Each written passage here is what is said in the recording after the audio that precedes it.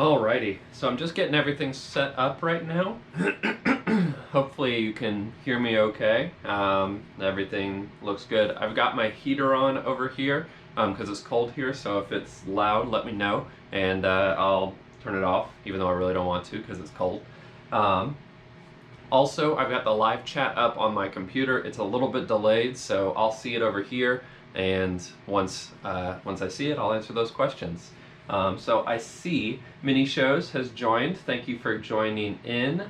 Appreciate you jumping in here.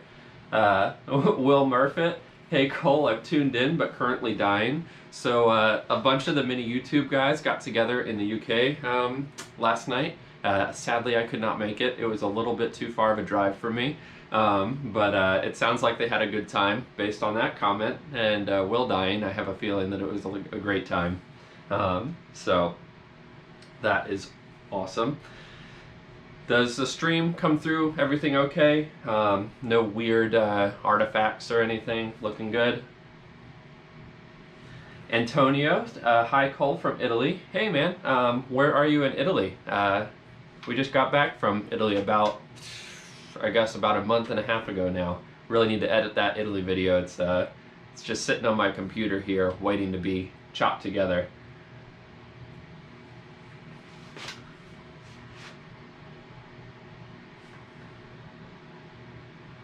Alrighty. So what questions do you guys have? I know it's the weekend. For those of you in the US, Monday is President's Day, so you might have that off. Are you planning on working on the car at all during the time off, if you have it, or what have you been doing this weekend?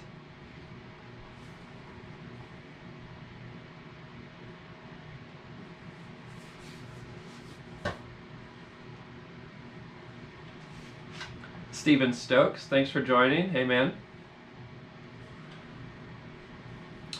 So if you guys haven't heard, I don't know how many of you are up to date on the channel. I'm doing a supercharged build on my car right now. The engine is at the machine shop. So some of you might remember I did a video announcing that build with a block I purchased from overseas. I am not going to end up using that block. That block has a little bit too much damage to the cylinder walls, and I need to bore it over 1293. So I decided I'm going to use that for a different project, and I'm going to continue to use the Bad Wolf engine block. So that's at the machine shop getting cleaned up and stuff. It's just kind of funny that I did all this work to get this block over here, and I end up using the one that was in my car already. Reese Yule says he's stuck outside working. Hopefully I can help end the day for you. You're quite a few hours difference than me. It's the end of the day there, isn't it?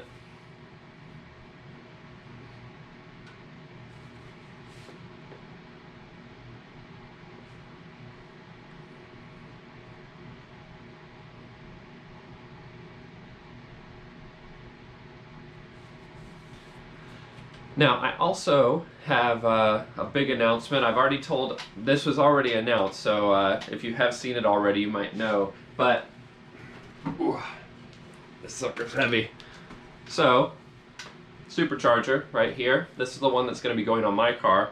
I'm going to be giving away a supercharger to one lucky winner. All purchases on the merch store right now get you entries in to win one of these awesome superchargers from VMAX SCART. It's it's going to be an awesome giveaway, but it's going to be a giveaway for a supercharger that is the full kit, so whole supercharger set up for just your engine.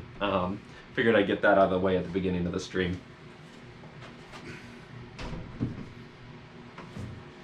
Let's see here. Mike Kromhout. Hi, Cole from South Africa. Hey man, thanks for joining in. Bob Smith, what power do you think you'll make with the new supercharged engine? My target horsepower is 150 horsepower. These minis, they don't need a ton of power to be really, really fun. I think that 150 is what I would consider a ton of power in this car. I think that there is more potential there for more power, but initially, with a modest amount of boost, I'm going to give that a shot for 150, and then kind of move on from there. Hopefully, you know, maybe I'll switch out the pulley at some point and add a little bit more boost. The bottom end is all going to be built up, so it's going to be ready for more power in the event that I want to do that. Reese Yule says, 4 p.m. here, but been working in the storm in the UK. Ah, yes. You guys are getting hit by, it's not a tropical storm, I don't know what it's called, but it's Dennis, right? I heard that's pretty wild, lots of flooding. Rado says, if you were to relocate the battery from the boot, where could you install it? A smaller motorcycle size. I don't know if a motorcycle battery would be enough cold cranking amps in order to actually start the engine. These old starters on these minis require a good bit of power. You could probably relocate, so that, I mean, this is the battery right here from my car right now. It's just on a trickle charger so it doesn't die. But you might be able to actually fit this maybe under the seat in the back, perhaps.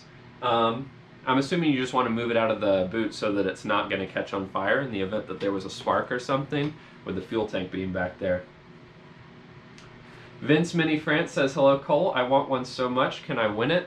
Hey man, the entries are open until the end of May on the merch store, so any purchase, literally small, big, gets you entries into this thing, but only one person's going to win it. You can also choose $2,000 cash if you don't want a supercharger, but I don't know why you wouldn't want a supercharger. Reese Fuel says, yeah, pretty crazy trying to work on this aircraft in the wind. Just want to finish my shift and chop up more of the Mini. So they have you working on the planes even in the crazy weather? I mean, I would assume that they were all grounded, but I guess, you know, you can work on a plane in a hangar or something if it's not flying or anything like that. Colleen Gentry, hey mom, thanks for joining. William Murphy says, estate batteries were located under the rear seat but had an issue of catching fire to the rear seat base. So, guess that would be a no-go on that one.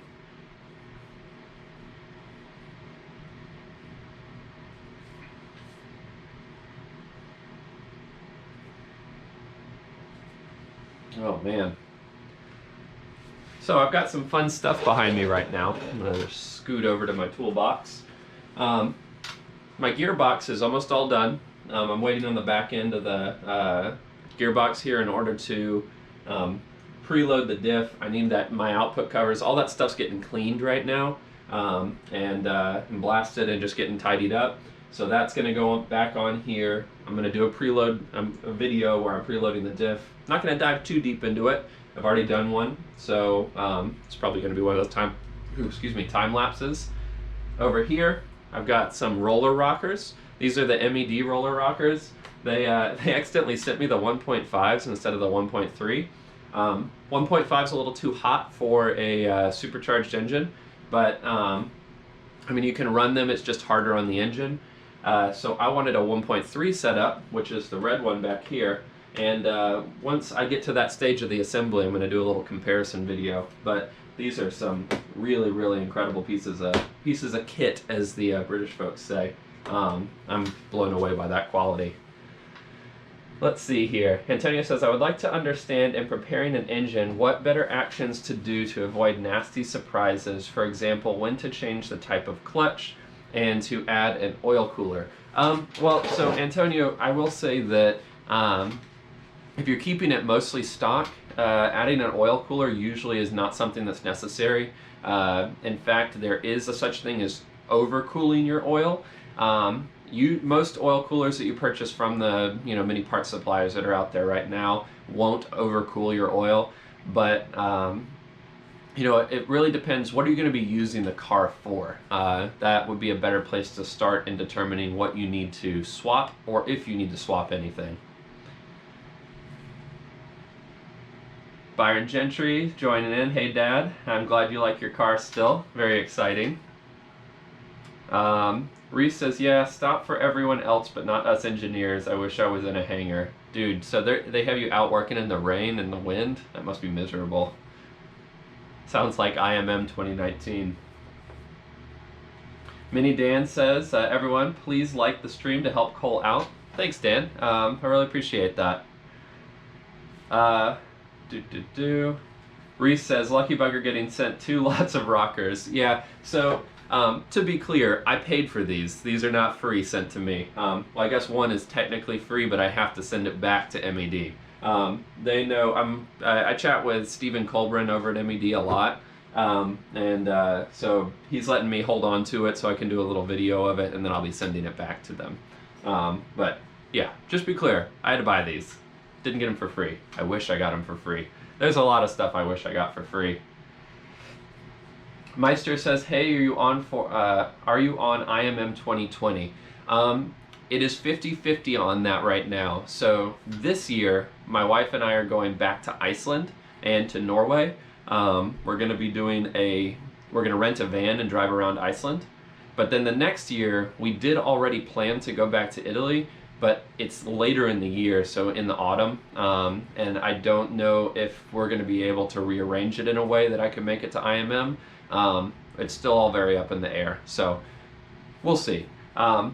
Oh, you were saying for 2020, not 2021. I'm not coming to Germany, unfortunately, this time. I know that it would be a really, really good IMM, but I just can't swing it. It's really expensive for me to fly from the US to Europe. So if I do fly, it usually is once a year, and that trip's already been planned. So, yeah, bummer.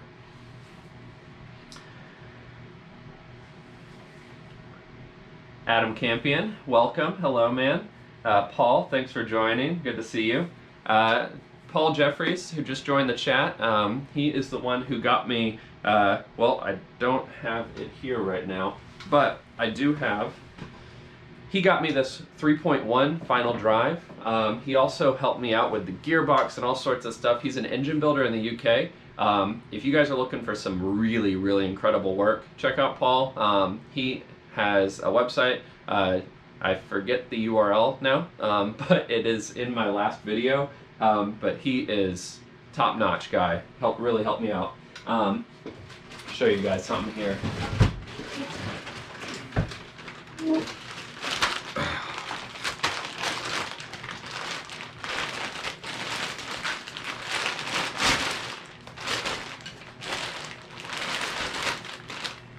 So he hit me up, or he got me connected up with MJ Automotive, or MJA Performance, and he got this A+ crank. I mean, this thing is beautiful.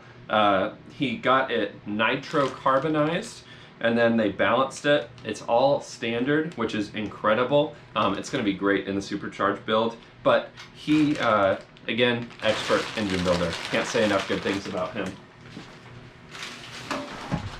Set that up there. William Colbert says, do you have any ideas on how to help my 1990 Mini? My indicator relay started buzzing, then stopped working, so no indicators. Replace the relay, but no luck. Any help would be appreciated. I would check the fuse for the turn signal switch, for the turn signal circuit. It might have, when the relay started to short, it might have blown out that fuse. I'd also just check the lines running from the relay, make sure it's all connected up to the right leads, and just make sure that the lines themselves between the relay and your indicators hasn't shorted on something. You know, as wiring gets older, you know, 1990 is, I mean, that's almost, it's like 30 years. So 30 years of wear and tear on wire, sometimes that they can fray and then make contact with the body, which could have caused the problem with the relay. So the thing with electrical problems, it's pretty hard to diagnose over chat like this, but the easiest thing to do is follow each line, make sure that there's no cuts, no tears, no frays, and make sure your fuses are good. That's a really great place to start. Bob Smith says, do you have any plans to come to the UK this year? Not this year. It's only Iceland and then Norway for a couple days, and then it's back over to the US. Gotta save some money because we are trying to enclose my carport into a real actual garage. So it's either travel a lot or save for house remodels, and garage wins out.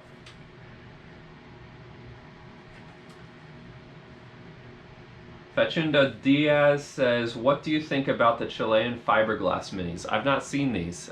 Maybe add a link in the chat and I'll have a look at them. I'm not familiar with those.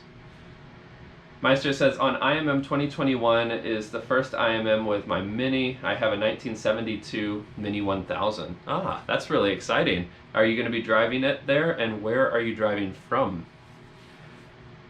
The Gentleman's Motor Racing Team. Hey Kev, thanks for joining. Mini Dan says, what arches should I buy for my Mini 12x5 wheels super lights? I really like group 2 arches. It's what I have on my Mini. Let me carry you guys out there real quick.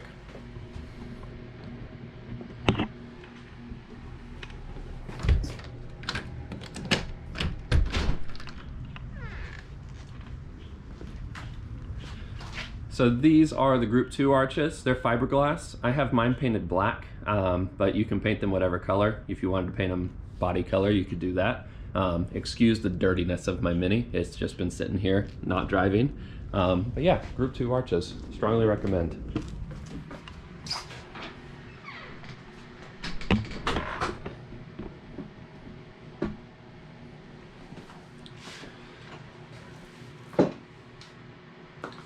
Alexander, hey man, thanks for joining. How's the VTEC Mini coming along? Adam Campion, garage. Why is there an extra R in there? Garage. Adrian says, hey Cole, how did you get into minis in the first place? So back in the early 2000s, I had a 2007, I guess that would be the late 2000s, 2007 Mini Cooper S, the turbocharged one, the first year of the turbochargers, and I didn't know very much about the classics, and while driving that one, learned about the classics, realized I want a classic much more than I wanted one of the new ones, and so sold that, ultimately got a classic Mini, this one from Canada, just really, really rough. Bought it for $1,500 US. It was basically a shell, thought the engine didn't run, turns out it did, which was cool, but did a full restore from there, learned, connected up with a friend of mine here in Charlotte who is just great with minis, and I learned a ton of stuff from him, and the rest is history.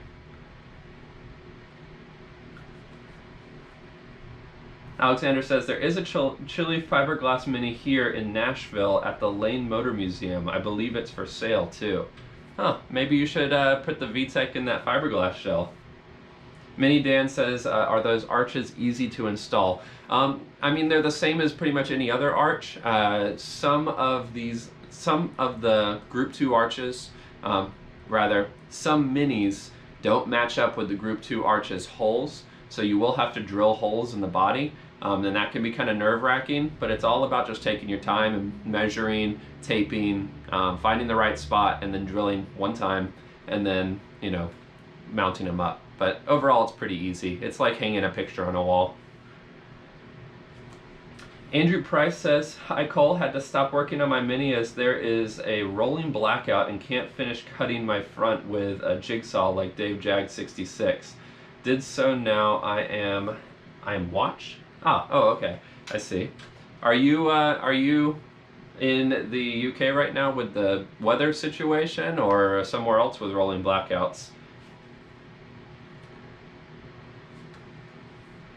And Mini Dan says, and what should I get, race or rally? I'm not sure I understand that question. The Group 2 arches are, the way that they have the arches set up, there's Group 2, Group 3, Group 5, and Group 6. There's a bunch of numbers. Basically, each number, the larger the number, the wider the arch. So Group 2 should be the right size for your 12x5s. Meister says, driving from Germany to IMM. Nice. So that's going to be a nice little drive. Not too far then, because IMM is in Frankfurt this year. Is that right? Gentleman's Motor Racing Team, what is the most obscure place you've been mowogging? Unfortunately, I'm not very exciting. Actually, I take that back.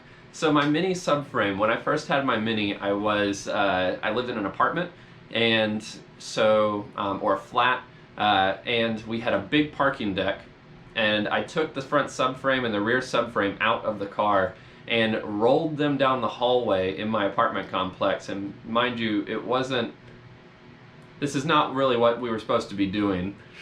Rolled the subframes into my apartment, out onto my balcony. I lived on the 4th floor, and I ended up soaking them in vinegar and doing all of the restoration work for the subframes the first time out on my balcony. My neighbors did not like the smell of vinegar, I'll tell you that. Got a few complaints. But hey, he asked for forgiveness, not for permission.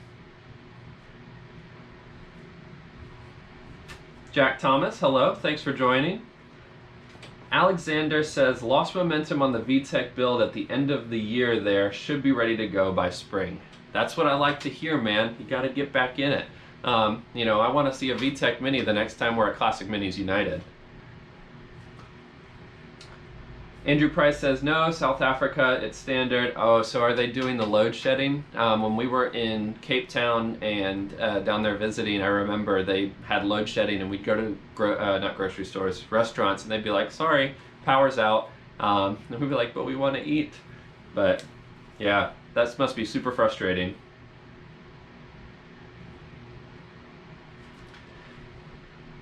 Meister says, Gieselwind, did I say that right?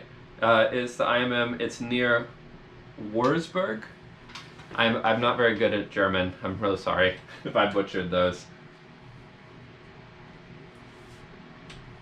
Man, it's a busy live stream today. This might be the biggest live stream I've had before. 34 people watching. Thanks everybody for joining in. Live streams are always a lot of fun when there's a lot of people, because there's lots of different questions and things going on, which is fun. HW80 Boy, hi, hello, welcome, thanks for joining. Ross Freeman says, finally after 6 years, my little Mini goes back on the road and its first show due to be Brooklyn's Mini Day. Very exciting, congratulations. I know how wonderful it is to get a car back on the road. 6 years is a long time, so I can't even imagine. I think the longest I've been without the Mini on the road was the initial restoration, and I think that was about a year. That was excruciating. Alexander says it'll be at CMU for sure. Good, because we need to have a little competition between the Supercharged Mini and the VTEC Mini. I'm really curious to see what they're like when compared to each other. In a closed circuit, of course, not on the main roads.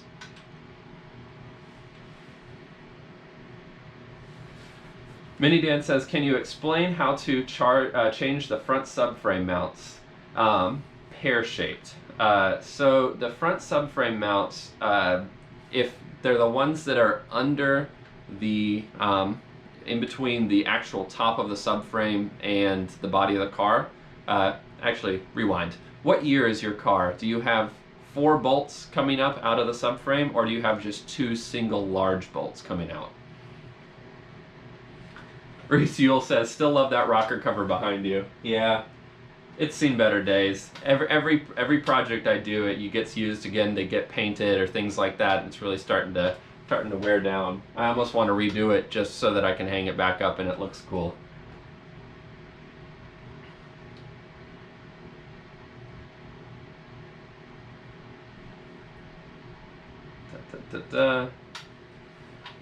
Luke Bush says, any cosmetic changes coming soon, e.g. arches? I'm really happy with my arches, and I'm really happy with the cosmetics of my car. If anything, it's going to be interior changes. The rear seats are completely just boogered. I mean, they really need to get reupholstered. My front seats are also starting to tear, and I need to get those reupholstered. So I'm kind of just thinking about doing something different.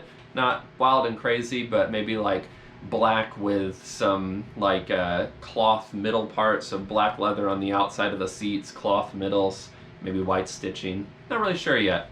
But I'm just looking out at the car right now. Otherwise, not too much. Maybe re-chrome some of the trim pieces.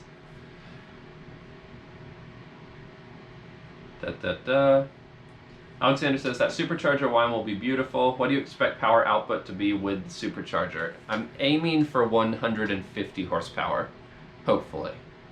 But I'd be happy with anything over 120, 125, to be completely frank. But I think that I can pull out that power out of there with the fuel injection system. I'm going to have a lot of control over that. So, fingers crossed. Mini Dan says 1987, not sure, haven't checked. So if it's 1987, it's probably 2 single large bolts. And so there's 4 subframe mounts, 6 subframe mounts. So you have your 2 bolts that go through the body right up near the bulkhead. Those come up, those are the primary mounts. Then you have 2 on the wings that extend down behind the subframe and attach kind of to the bottom of the car. And then you have 2 that are up at the front that attach to the front bumper. So replacing those is not too difficult. Basically, you just need to support the subframe, unbolt the top ones, take those out, and replace the mounts that are in between. So you got to kind of lower the subframe just a little bit, and just make sure nothing binds up brake lines, power lines, exhaust, all that stuff. You just need to make sure that it doesn't get too much stress put on it. You should be able to fit a new mount underneath there. As far as the rear subframe mounts, those are going to be easier. That's underneath the car. I strongly recommend swapping to solid mounted rear subframe mounts. The poly ones are kind of blech, and the original rubber ones just fatigue. Solid is great, and it'll hold it tight, and it's not really that bad. And then the ones in the front don't normally go bad, but if they do, it's pretty simple. You don't even really need to support the subframe on that one. You can just take them out, put the new mounts in, and clamp it back together. John Chance, thanks for joining. Hello. HW80 boy, I don't know if I'm saying your name right. I'm trying to see if there's a secret meaning in your name, but I don't know how I'm gonna pronounce that a different way. Used your HIF 44 upload to inspire me to change carbs on my Austin Healey Sprite. Thanks, runs much better now. That's great to hear. The HIF 44s are great for the Austin Healeys. Do you have? That still has the 1300 in it, so it's still a single carb, right? Reese Yule says pink seats for Coil. Gonna have a hard pass on that one. Alexander says that'll be a close race. The D16 I'm putting in is tuned to 140. I think it's going to be boiling down to how well both of us can get the power to the wheels. I think once you start to get into those upper horsepower ranges, that it gets harder and harder to keep all that power down and not to have just crazy unpleasant torque steer. I'm really curious to see how it turns out. I was just blowing a kiss to my wife. I just realized that I'm live, so yeah, she's running some errands right now.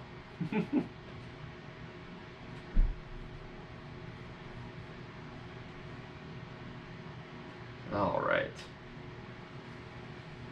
So what else can I help you guys with? I'm really enjoying the live stream today. It's been a lot of fun answering these questions.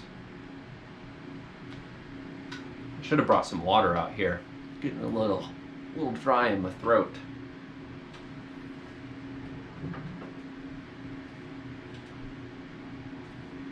What kind of stuff do you guys want to see me cover on upcoming episodes? I know I've covered a lot of stuff at this point, and I'm trying to find things that are, helpful to people, but don't get too far down into a rabbit hole. Like the Supercharged build is pretty niche. Not everybody's going to be putting a supercharger on their Mini. But what are some videos that you guys would like to see in the future? The Gentleman's Motor Racing Team says, as an American, you must have been drag racing. Is there a local track to you, and would you take the Mini when it's done? So, yes, I've been drag racing. I hate that I have, because that makes me a stereotype, but still pretty funny. There are, close to me, I can think of 4 different drag strips within about an hour. There's one really big one up near Concord, North Carolina. And I don't know if I'd drag my Mini. It's definitely not set up to be a drag car, I'm more interested in autocrossing or like time rally races, things like that. Drag racing is cool, but it's definitely not how my Mini's set up. I don't think my drop gears would be very happy with me with drag racing either. Mini Dan says, need to remove the boot lid and don't want to damage the paint. Any tips on removing? I would recommend, if you can see the area where the paint is connecting or where it's been painted over and it creates like a seal, if you're comfortable doing it, make a little cut along the parts where the hinge is going to come apart. That way you can control where it breaks apart. And I would probably take the mounts off of the body of the car over taking it off of the lid of the boot lid itself. But it's all about just being really careful. But I would use a razor, like a straight razor, and then just cut down along the around the hinge so that it'll actually come apart without bringing any paint with it. Jason Seeley says, my 1275 has a single carb and my 998 has twin carbs. Should I swap them? I think that you're going to be happier with twin carbs on a 1275, but I'm also of the mindset, don't if it isn't broken, don't fix it. So it's up to you. It could be a can of worms. Carburetors can be kind of fiddly sometimes, but it might be great. I don't know. I loved my dual carbs when I had them on my Mini. I will say that. Lots of low-end torque. Finley says, rebuilding a Mini engine, any advice for small, cheap upgrades along the way that are well worth it? Rebuilding Mini engine, is it a 1275 or 998? What displacement is it? Mini Dan says, other owner over-tightened the boot hinge bolts and dented the boot lid. That's really frustrating. William says, would you ever consider getting a classic Mini pickup or a Mini van? I want a Mini pickup so badly, but they are unbelievably expensive, like cost prohibitively expensive in my opinion.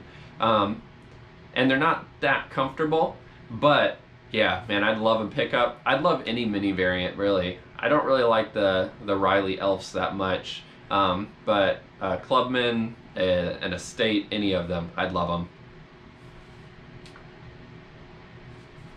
Alexander says, new series idea, Red Dwarf versus Bad Wolf, VTEC versus Supercharger. Will autocross, drag, and other comparison ideas. I think that's a great idea. I think that'd be a lot of fun. And you're close enough to where we can kind of like drive and meet up together, trailer it just in case I destroy my engine. That would be really frustrating. Jason Seeley says, 275 already has too much low-end torque. I'm assuming that meant to say 1275. I'll leave it for now. Agree with the if it ain't broke theory. Yep. Finley says, rebuilding the 998, so not a project for the most horsepower, just a nice, punchy, and efficient. If you have the engine apart, a 998 is a great candidate to bore over. You know, on the Super 998, we went plus 60 on the pistons. It would mean new pistons, which means I know that's not the cheapest solution, but it's a great way to get some extra power out of it. But with a 998, they're really just great, solid engines. So if things aren't broken in them, there's not a whole lot that you need to do in order to update them. You might consider, well, if the engine's apart, 100% replace the oil pump. I would look at the AC Dodd zero clearance oil pumps. AC Dodd's on Facebook. He doesn't have a website, but if you find him on Facebook, it's literally the letter A, the letter C, D-O-D-D. He does a zero clearance oil pump, which is just going to provide you the best pressure for your oil. That's a really good one. A cam update, maybe the Evo cam from Mini Spares. That's an awesome upgrade. And it's not expensive. I think they're about, the last time I checked, I think they were 75 or 80 pound. They might be a little bit more than that now. but awesome update. Other than that, you know, I don't think there's not a lot. You know, you can't really go wrong with a 998. Let's see here. Luke Bush says, would like to know how to replace the camshaft and things involved with doing so. So I have videos on that. There is the Operation Bad Wolf playlist on my channel. And there's a segment where I'm rebuilding the engine. I put a new cam in, I talk about degreeing the cam, all those different things, and it covers the whole process. So I would check those out. They should help you out. Andrew Price says, the mini pickups here are less than $2,500, but are a bit hard to find. Yeah, and shipping from South Africa would be a pretty penny for me, but might still be worth it.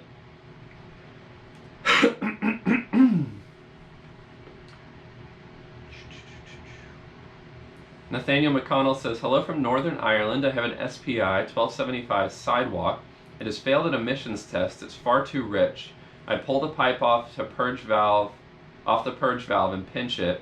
It will reduce the emissions. Any advice?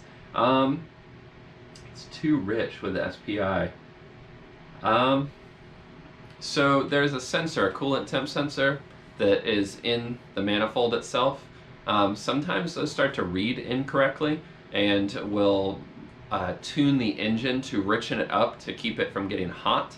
I might check that, see about replacing that. That might fix your richness issue. I'm trying to think what else would be a good thing to check.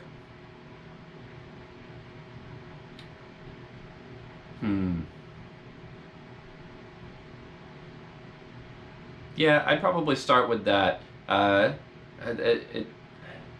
There's not a whole lot that otherwise would be causing any problems. Maybe some people in the comments have some ideas. I'm less familiar with the SPI setups than I am with carbureted setups because we didn't ever get the SPI here in the US.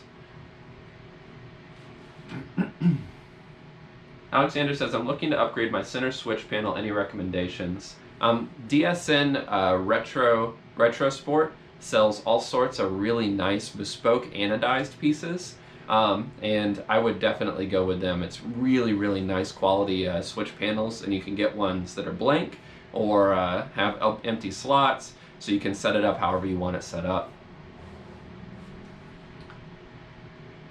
Mark Friesen says, hey Cole, Mark from Edmonton, Alberta, Canada. Got my t-shirts yesterday, still waiting for the stickers. I will check on those. They should have been sent out. I remember filling out your letter and everything. I have noticed that mail coming from the US to Canada has been really slow lately. I'm not really sure why that is. Reese Yule, how much do you think you're in for Bad Wolf? Was adding up what I've spent already? Well, I don't know if it's a really good estimation because I've done a lot of various different things, some things for the channel. So when I first restored the car, I was probably in $1,500 for the body and the shell and the engine when I first got it, and then maybe an additional $9,000 to $10,000, so you know, $11,000 to $12,000 initially, but rebuilt the engine twice since then, once because of a failure, once because of some upgrades, and then now I'm arguably rebuilding the engine again with a supercharger. So it's kind of I don't look at this Mini as an investment. This is my lifelong Mini. I'm never selling Bad Wolf. I might buy other Minis in the future and rebuild and redo them, but never Bad Wolf. And I can tell you that the Supercharged build is not cheap. It is not cheap. So anyone thinking about doing this, either budget a lot of time, a lot of money, and I would not even consider a Supercharged build as something that's an investment on this car. It is absolutely got to be just for you. Like you just gotta want a supercharger for your car, in my opinion.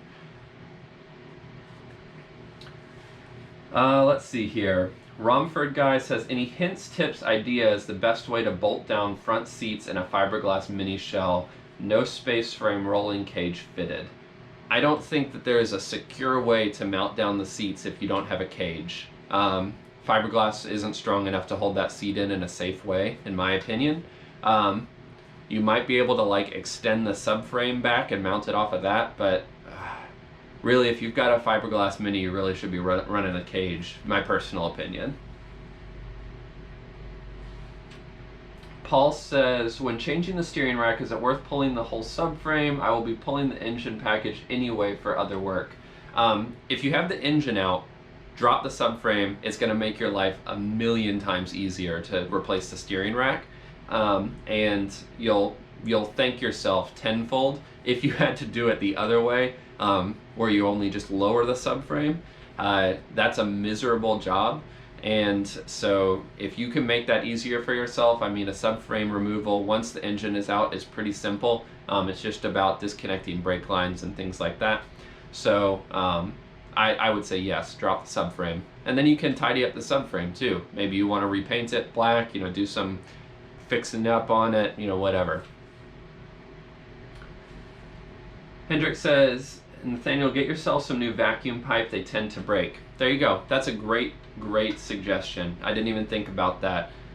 They start to get brittle and break, and the spring leaks, things like that. So any of the vacuum pipe in the engine bay would be worth checking and replacing.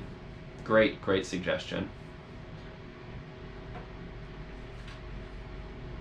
Paul says, thanks man, love the channel. I've been following you for years. Thanks for the support. I really appreciate that, and glad I could help out. Mark says, have checked into the supercharger as well. The killer is the exchange rate from Canadian dollars to the British pound. Yeah, man, it's brutal. It's bad for the US dollar, and I know it's bad for the Canadian dollar as well. I think it's a little bit harder on that one. Although recently we've been getting hit with some crazy import tariffs and things. That has been brutal. Parts that I import from the UK, things that I never paid duties or customs on before, are coming through with like 10 to 20% duties on them. So it's like, yeah, I saved the money on VAT from ordering overseas, but then I have to pay it back because of FedEx's rules and now working with the US government and their dumb fees. Makes me really salty.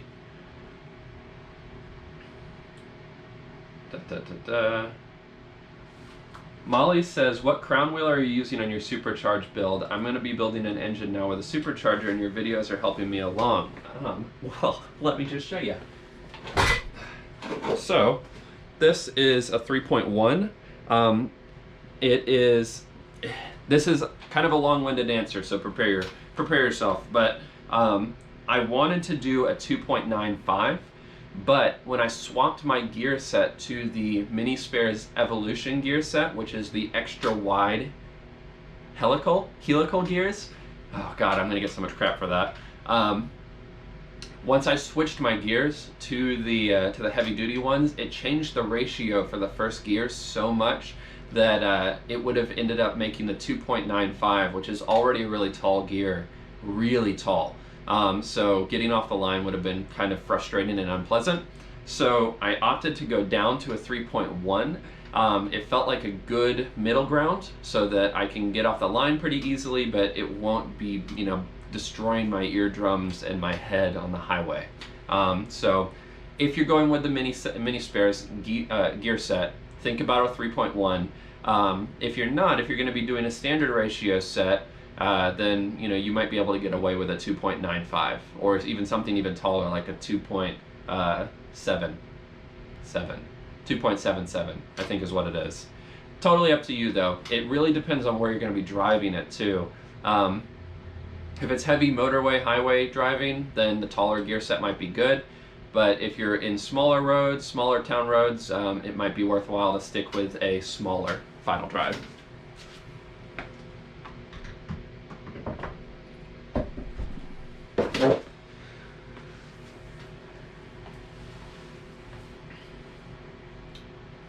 All right.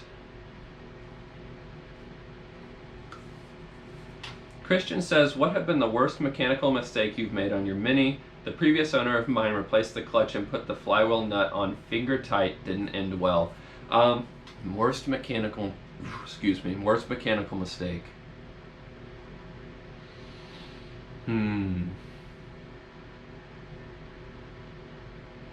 I could be, I could totally lie to you guys right now and say I've never made a mistake, but I absolutely have. I'm trying to think. There have been so many mistakes, I can't even think of the worst one. So this is kind of a mechanical mistake. It's kind of more of an electrical mistake. I had a battery cable that runs from the front of the car all the way to the back to the battery, and it wasn't. I had to change it, and I disconnected some zip ties, and then forgot to go back and retighten those zip ties down. And the battery ended up making contact with my exhaust pipe, melting the outer covering on it, shorting this extremely high gauge battery line to the exhaust pipe, shorting that out. And then the leads, these right here on the battery, the aluminum actually melted. Literally became molten aluminum, melted off and disconnected. Complete loss of power in the Mini. By some miracle, it never cooked anything, never caught on fire or anything, but that was an experience that helped me remember to always check the wiring and make sure you double check every job you do. Alexander says, I've upgraded my headlights to LED. Any knowledge or recommendation on where to find LED taillights? Yeah. So, there is a company whose name I can't remember, but they sell replacement bulbs for the taillights. So, I'll open this up here. So you have your stock bulbs right here, your standard, normal, double filament bulbs. So you need double filament, one for stock, one for tail lights.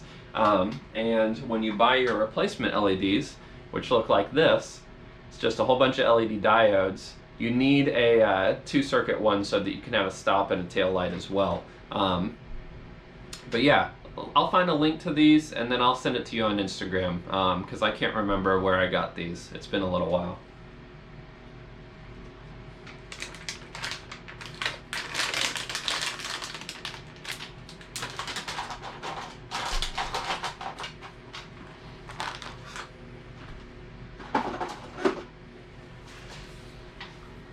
Paul says, I marked out my brand new free flow manifold for an O2 sensor, got it drilled and the bung welded in, brought it home and realized I marked it without the pot joints in place, so it wouldn't fit. Dude, that's a really frustrating situation. So, would it not fit even with just a plug on it? So like, did you have to cut it all back out? Or was it just like with the sensor in only, it wouldn't fit? Man, that's super frustrating.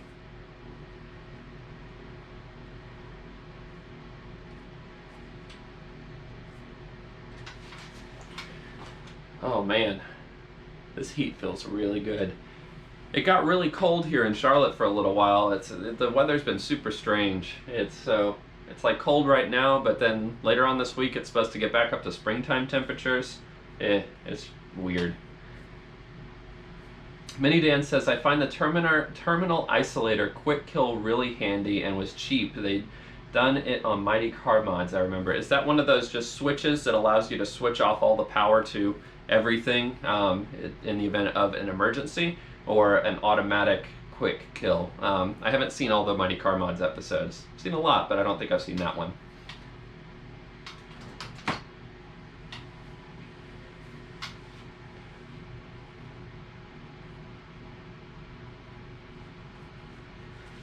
Let's see here.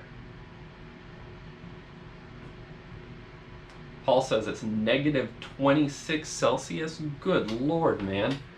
That's like, there's a point where Fahrenheit and Celsius actually meet back up with each other. That might actually be close to it.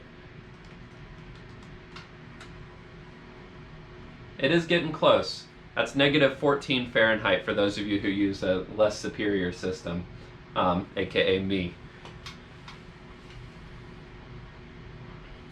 Molly says, have you had many entries for the Supercharged competition? I've had a few people enter in. I've gotten a few orders here and there. People, I'm just trying to get the word out right now. I would say that the entries have been, there's still a really good chance you can win the Supercharger. I'll put it that way. The DJSE, hi Cole, love you Cole, you're my hero. Get out of here, Alex.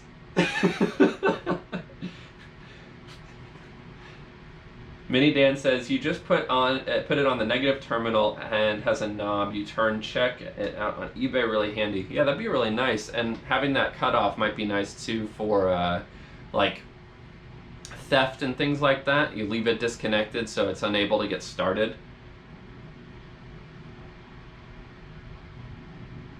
Let's see here.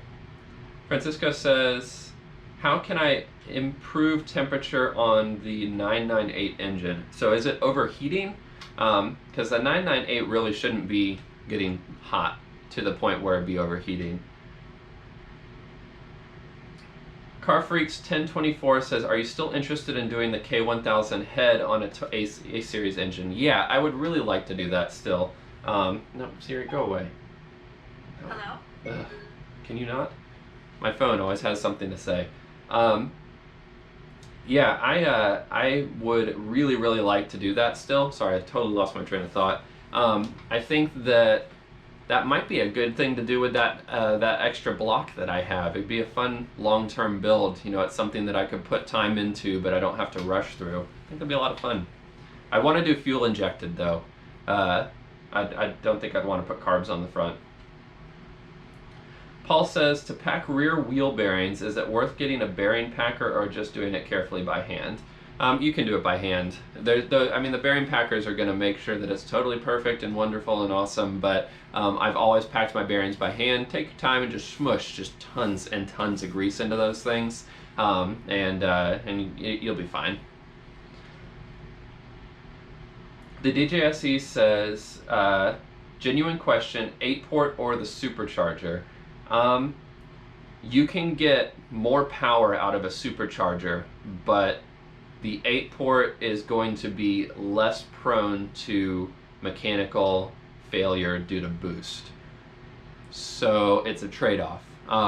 One could argue too that the 8-port setup is more classic car correct or period correct. I don't know how to explain that, but a Supercharger is more like bastardizing the engine, whereas the 8-port is simply a different head setup. So I don't know. I don't have enough information to compare both of them yet. After I drive my Supercharger, I'll make an assessment on that, and then once I drive an 8-port at some point, because I will, whether I build one or if I find someone who'll let me drive theirs, then I can compare them.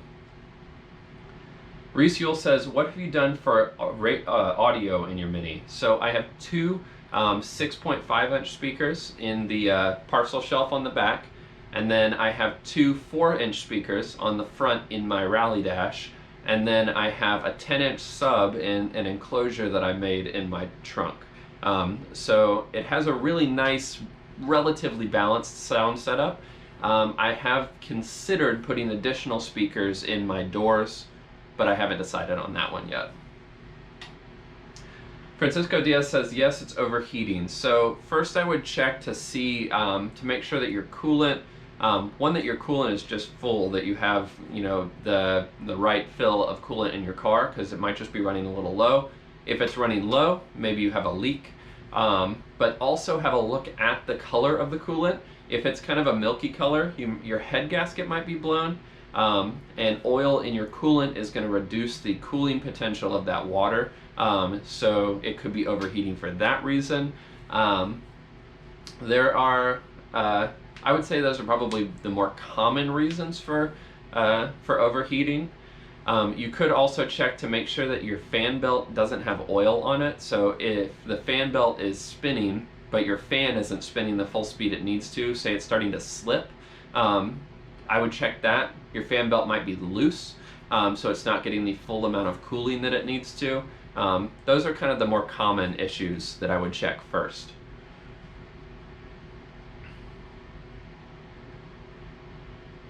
Paul Jeffrey says, are you going to dry deck the Supercharged build to aid cooling? I don't think I'm going to on this one. There has been a sorry. There's been I've gotten feedback from pretty much 50-50 split on this. Some folks are saying, you know, do the dry deck and it'll help cool it down. It'll help make the heat more uniformly spread across the head and the cylinders. And then I've gotten the opposite that says dry decking doesn't actually help cool down the body of the engine itself. I don't know if I'm going to do it on this one. If I run into a lot of heat issues after getting it installed and everything like that, I'll start with adding an additional radiator. And then if that doesn't work, I might consider doing the dry deck, but not initially.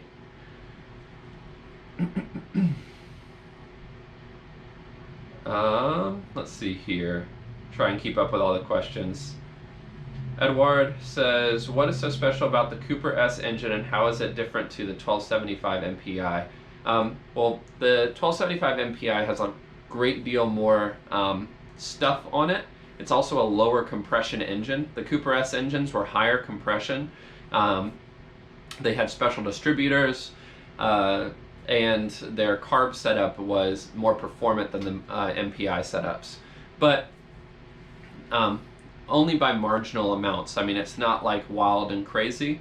MPI minis, though, are a lot heavier, so there is that factor in there that makes it feel a lot slower. So, yeah. The DJSC also says, another genuine question, how easy is it to heal a coil? It's time consuming, but it's not especially difficult as long as you follow the directions. I'm laughing because I didn't follow the directions in the past and it just didn't turn out very well. It was nothing vital, but yeah, definitely follow the instructions and take your time. But it's not super difficult. It is a little nerve-wracking because it involves drilling out the hole larger than it is already, which basically, once you've done that, it's the point of no return, and that's kind of scary. Reese says, I was thinking about going with 2 6x9 in the rear shelf and an under seat sub. I think you'll have a hard time getting a sub to fit underneath those seats, but I could be wrong. But you can't do it in a way that faces outwards. It'd have to be like facing up. And I feel like it would kind of stick out into the foot area a little bit. I don't know how many people you have in your back seat though on a regular basis. Excuse me. Paul says, for overheating, also check the gauge actually works. My fuel gauge worked fine, but the temp was very high. When I put the new speedo in, it started working properly. Yeah, that's actually a good tip too. There are these little guns here that give you a temperature reading. So they actually tell you how hot something is. I don't know what I'm pointing this out right now. Crankshaft, so you get a temperature reading there. But they tell you the actual temperature of your car, or at least the block itself. So you can point it at various different parts of your car, parts of your engine, and get an actual temperature reading, just to verify that the gauge isn't just saying it's overheating. Because if the gauge says it's overheating, but you're not getting any weird performance issues, you might not actually be overheating. Let's see here. Lewis says, what about bypass hose on the water pump versus no bypass hose? If you have the opportunity to get rid of the bypass hose, do it. It's a pain in the ass to deal with. Seeing if I had...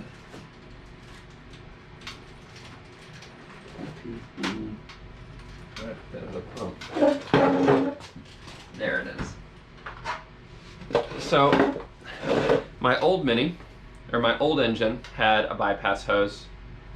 New Mini has no bypass hose. You can see it's blocked off. There's not a whole lot of difference in the way that it performs, but the rubber hose that goes from this to the head often tears, often degrades. So one of the biggest benefits of getting rid of that is you don't have that risk of that tearing anymore.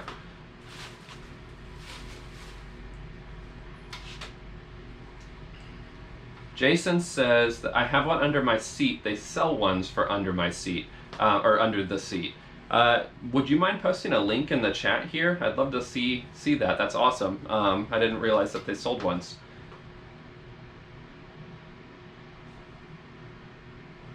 Let's see here. Paul Awthorne says, older Cooper S also had a different head and stroke on the crank. That's true. They had different pistons in some of them as well, D-top pistons, so, and that's what helped lower the compression ratio. It's the ones that had a little step on top of them. So that's another piece that's different.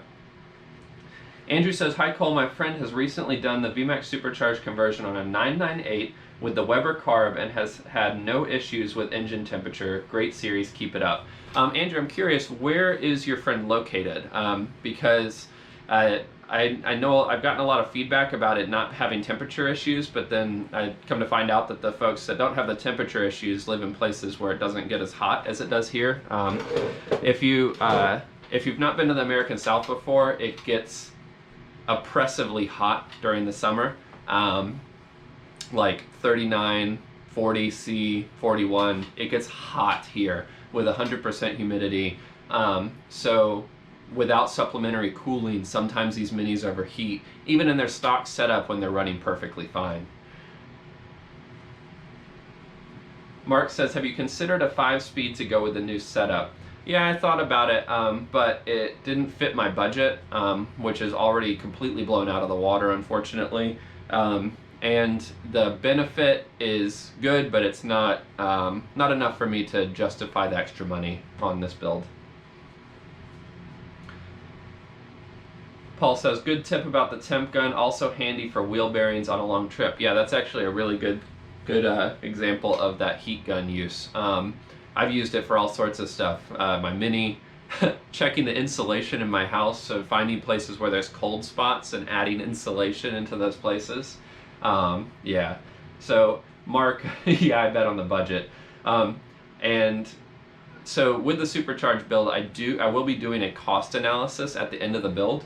So I'll have a Google spreadsheet that is going to be totally transparent. I'm going to show you guys what stuff I paid for, if there was anything that was given to me at a discount, or for free as part of a brand deal, although at this point I haven't gotten anything for free.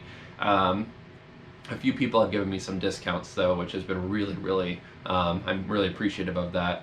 But that way folks can see what the full price is, what I paid for it, as well as whether it's necessary or not, and hopefully that'll help some people decide whether or not they want to supercharge or turbocharge their engine.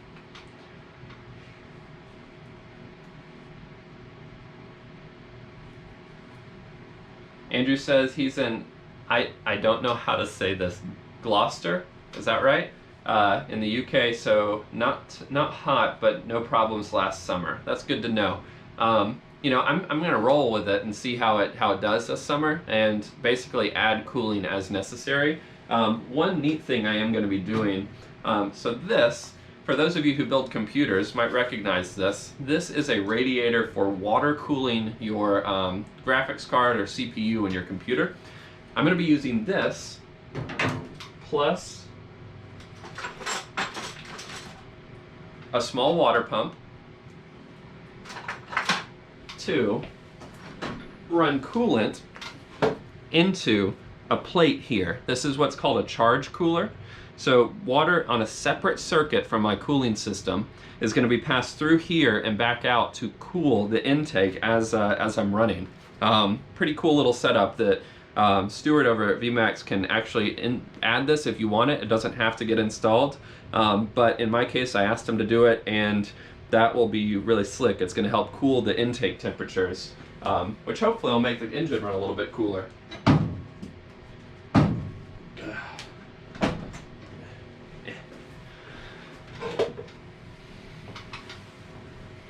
Paul says, yeah, 5-speed is more than a fully rebuilt engine and gearbox. Yeah, and the benefits are, I think, are often overblown. You get some benefit, of course, in that 5th gear with a better cruising gear, but it's not that much better, in my opinion. Molly says, "Well, I have to pay import tax if I bought merchandise from your website and shipped to the UK." No, you won't have to pay any of that tax. So specifically, all the shirts, mugs, all the stuff. I have fulfillment centers both in the US, Mexico, New Zealand, and Latvia. So all of my stuff is print to order. I don't keep stock of all of these things. So when you purchase something, you just pay regular VAT tax, and it gets fulfilled from a place that's close to you. So you will just pay regular sales tax, whatever it is for your local area. Mark says, have a 40 DCOE Weber on my 1293 engine. Was rebuilt about 2,000 kilometers ago, but sat for 6 years. Have a lot of smoke on hard acceleration, thinking maybe the rings are gummed up. What color is the smoke? I mean, it seems kind of odd. If it was just rebuilt about 2,000 kilometers, that's not a lot of time. And I don't know that the rings would have gotten gummed up.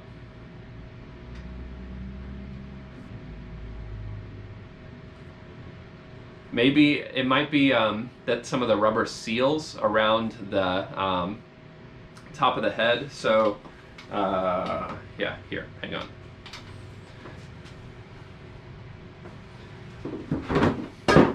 Oh. Okay, so you see all of these springs here. Around the base of the inside of these springs, you have valve stem seals. And those can go bad sometimes, especially if they weren't replaced with kind of like, quote, good ones. There are MPI versions of these, which are kind of regarded as the better kind. And you might just have leaking around those if it's just kind of like an oily smell.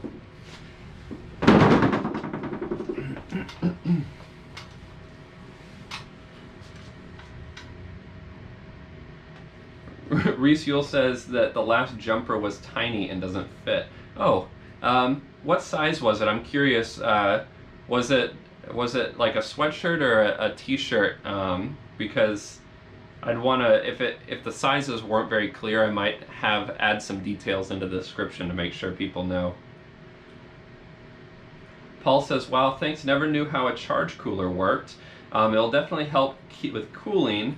Back in the day, hot rodders used to have a can of ice that the fuel line was coiled up into to cool the fuel." That's clever. That's really clever. Alex S. says, "How can I disassemble the clutch hose where the slave cylinder is mounted to? I can't get it off due to the weird build of the parts and the rust." So I would start with some penetrant like PB Blaster. Spray it really good and let it soak in, and kind of repeat that process for 24 hours. Spray, let it soak, spray, let it soak. You know, if I don't know how big of a hurry you're in, but if you can leave the car to let it sit and that penetrant really get into the rusty parts of that connection, it'll really help out. You know, sometimes some of the best ways to get these things off is just with some time and patience rather than trying to brute force it. Also, the correct tool for that type of line. So using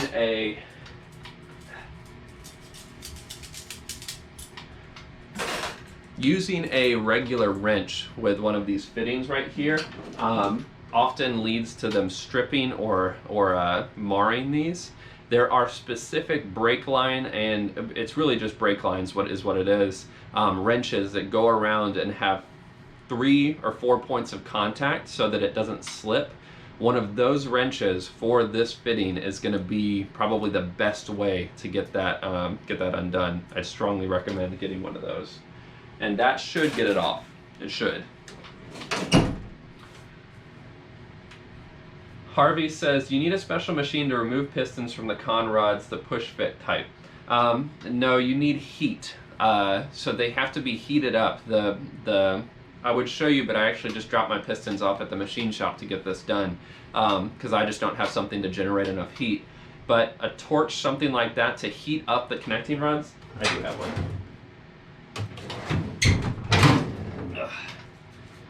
So this little cylinder right here, You need to heat up the connecting rod itself, and then this gets pushed in through the piston, through the connecting rod, all at the same time, and then centralized.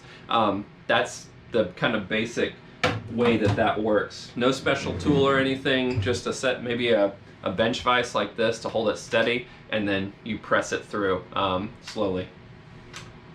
Where did I put the rag? There it is.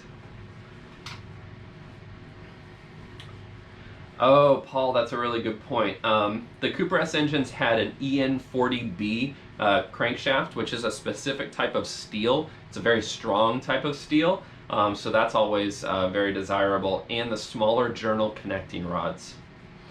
Reese says, I ordered a t-shirt in a medium and it was baggy on me, so the next order I ordered a small t-shirt, fits great, but the jumper is more of an extra small, so that doesn't fit me.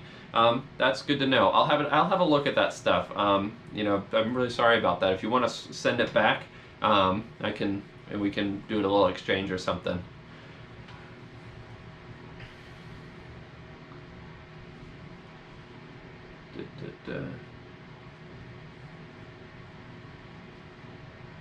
Molly says, what is the best modification or upgrade you have done to Bad Wolf so far?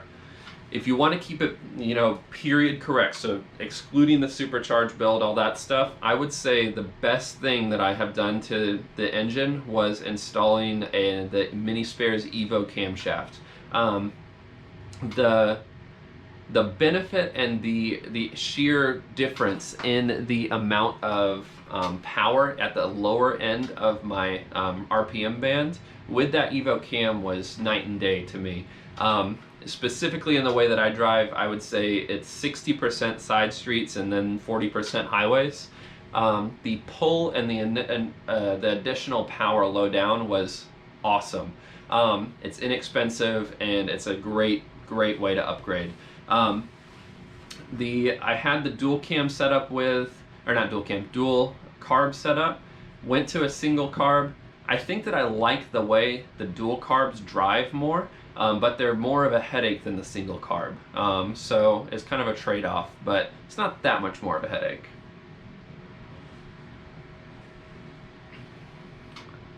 Mini Dan says, what's a tool recommendations for owning a Mini? I have a few like specialty tools, but one of my favorite ones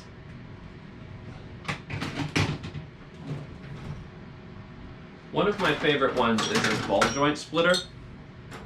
So this gets screwed in here, and this squeezes and pops the ball joint loose. Big fan of that tool. A Flywheel Puller. It depends on what kind of work you're doing to your Mini, I will say, but yeah, Flywheel Puller. And just a good set of socket wrenches. Honestly, you don't need a whole lot of really nice tools in order to work on a Mini. Just a good set of standard, not metric, standard socket wrenches will get you really, really far with the Mini. Paul says, I love that you have random engine internals in your toolbox. Yeah, man, you never know when you're going to need an extra connecting rod or something. See? Got those too. No pistons installed. And then my old gear set. Old, not really actually old. Got some camshafts in there as well. All sorts of stuff. Alex says, yes, this is the clutch hose. Basically took my whole day, and since it's screwed into the slave cylinder, it's super weird to get off. We'll try the brake line tool. Alex, I would also recommend taking the slave cylinder off so that you have better access to it. So maybe you can hold it up, get it somewhere where you have more leverage, instead of being like weird and awkward and down in the engine bay, because I know that can be super frustrating.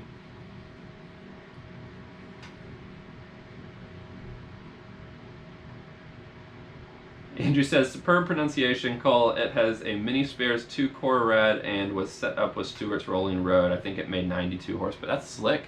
That's a lot of horsepower for a 998. Mark says you need really small hands to work on a Mini to avoid cuts. Yeah, I will say though, even with small hands, I don't think that you'd be able to avoid most of the cuts. Let's see. Sorry about my close-up here. 15% battery left on my GoPro, so we only have a little while longer. Michael Haas says, why standard? I expected to only need metric tools since it's a European car.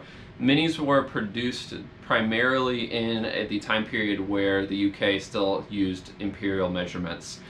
So like the best tools you can have to carry around in your Mini would be a 7/16 wrench, 1/2 inch, and 9/16.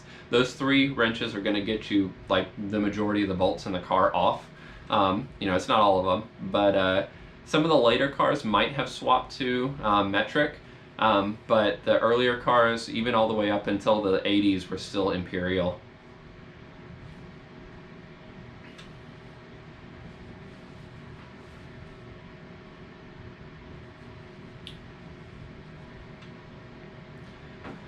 Oh man, well, I think I am going to kind of wrap this up here, if anyone has any other questions.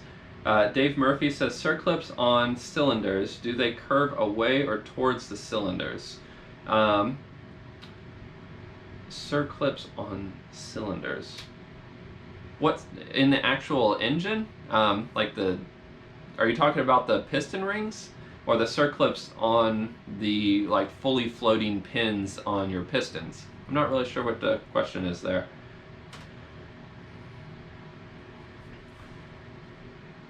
Paul says, old British car, not European. Beware though, because most of the new brake parts are metric. That's a good tip. Hi Cole, any thoughts on buying an unmodified 850 Mark I as a project car? I think that is a great investment. 850s are slow. There's no way getting around that. But they work, and you don't buy an 850 to be a race car. You buy it to just be a zip around, drive the car, enjoy the Mini. And if you can find an 850 original Mark I that needs to be restored, that you have the money to buy, the prices on those are only going up, and an 850 original restored fetch you some money if you're looking at it as an investment. Mark says, thanks Cole, hope I'm in the running for the Supercharger kit. Yep, I got your orders, so you are definitely in. No worries there. Dave Murphy says, the rear brake cylinders on drum brakes. Oh, yes. So, a waiver. I can never remember this. I literally have to look this up every single time. I genuinely can't remember. I'm sorry, man.